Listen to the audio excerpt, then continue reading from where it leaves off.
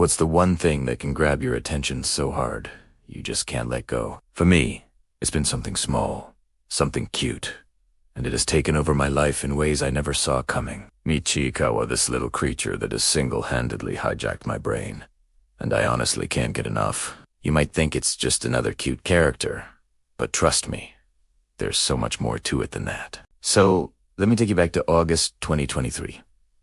My friends, Jacob, Joe, my brother Jocks, and I were on a trip in Japan. As we were exploring, I came across these adorable little figurines in a claw machine. You know, the one small, funny, and super cute.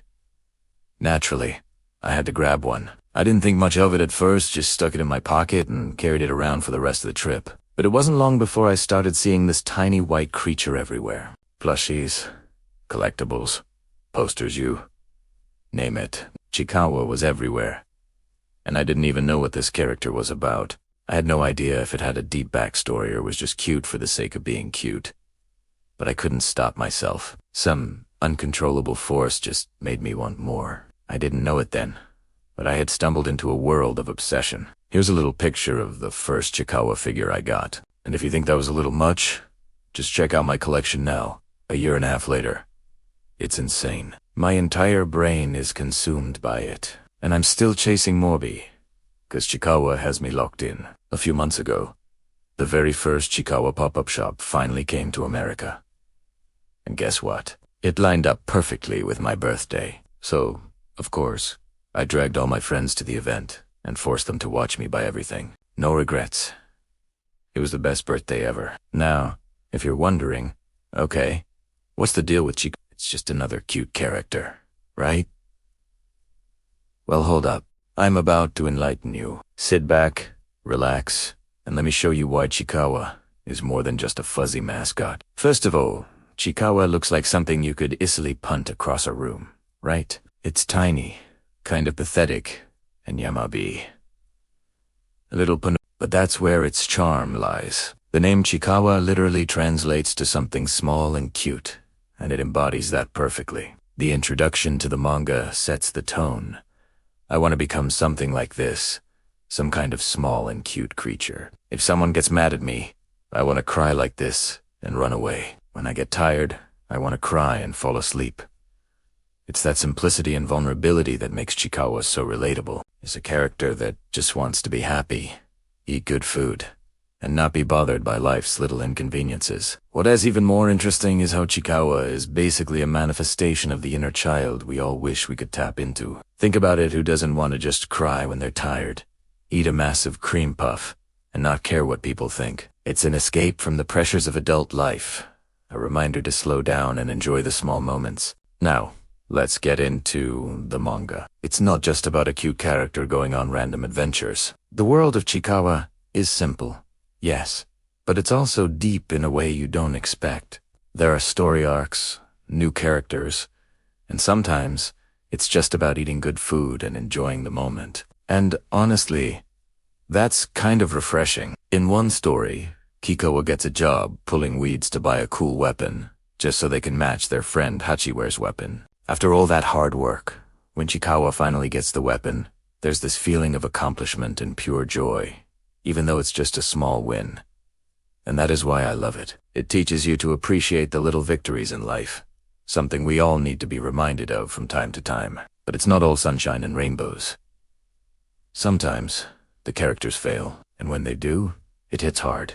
It's this juxtaposition of innocence and struggle that makes Chikawa so emotionally engaging. You expect these pure-hearted characters to succeed, and when they don't, it's genuinely heartbreaking. But when they do succeed, oh man, you feel so good for them. It's a perfect way to show how rewarding small wins can be. The art in Chikawa is another thing that sets it apart. There is something about the way the characters are drawn that makes me laugh and feel warm inside. One of my favorite scenes is when Hachiware and Chikawa are running with a container of sushi, only for Hachiware to trip and ruin it. The look on Chikawa's face is priceless. It's such a tiny, pitiful little creature, and yet it has such big emotions, and the way it deals with that disappointment. It's not what you'd expect, but it's so pure and funny. But it's not just Chikawa that's awesome. There's another character in the series called Momonga.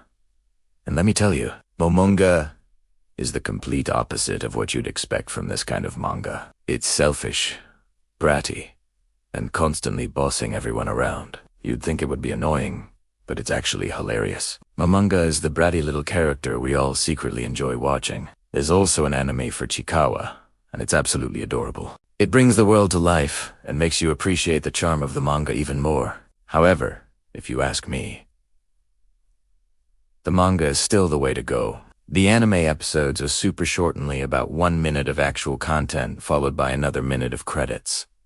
But you know what? It's still enjoyable. It's a cozy little escape. And sometimes, that's exactly what we need. And here, that's the thing. You can catch up on the Chikawa anime faster than most YouTube video essays. There are 225 episodes, totaling just under 4 hours of content. That's less time than it takes to binge watch a lot of modern shows that are just trying to grab your attention and make you angry. Chikawa. It's the complete opposite. It teaches you to slow down, enjoy the small things, and embrace the simple joys of life. If you haven't gotten the point yet, I'll say it one more time. Chikawa is awesome. It's cute, funny, and full of heart. It might not be for everyone, but if you're into something that helps you slow down and appreciate the small wins in life, then I highly recommend giving it a shot. You can watch the anime on High Dive with subtitles, and while the manga doesn't have an official English translation just yet, there are fan-made resources available if you're crafty enough to find them. Honestly, I'm just hoping that one day Chikawa will blow up in the West the way it has in Japan. I want the merch. I want the Chikawa love to spread. And most of all, I just want more people to experience this little creature's world. So, if you're as obsessed with Chikawa as I am, let me know in the comments. Have you seen the anime? Read the manga? Or are you just now discovering it? Either way, make sure to hit that like button, subscribe, and share this with anyone who could use a little Chikawa in their life. Thanks for sticking with me through this journey, and I'll see you in the next video.